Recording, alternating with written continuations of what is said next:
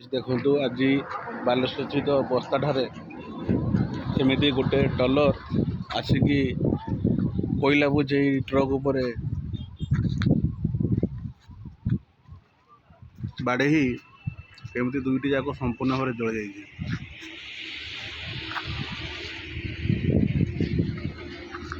ବୋଧେ ରାତିରେ ମଦ ପିଇ ଗାଡ଼ି ଡ୍ରାଇଭ୍ କରୁଥିଲେ ବୋଧେ ସେପାଇଁ ଆଇଦର ଶୋଇଯାଇଛନ୍ତି କିମ୍ବା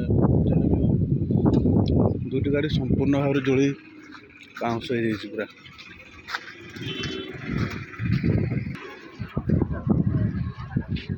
ଗୋଟେ ଗାଡ଼ି ନାଗାଲ୍ୟାଣ୍ଡରୁ ଆଉ ଗୋଟେ ଗାଡ଼ି ଟଲରଟି ନାଗାଲ୍ୟାଣ୍ଡରୁ ଆଉ କୋଇଲା ଗାଡ଼ିଟି ୱେଷ୍ଟବେଙ୍ଗଲ ଗାଡ଼ି। ଦେଖନ୍ତୁ କେମିତି କୋଇଲା ପଡ଼ିଛି।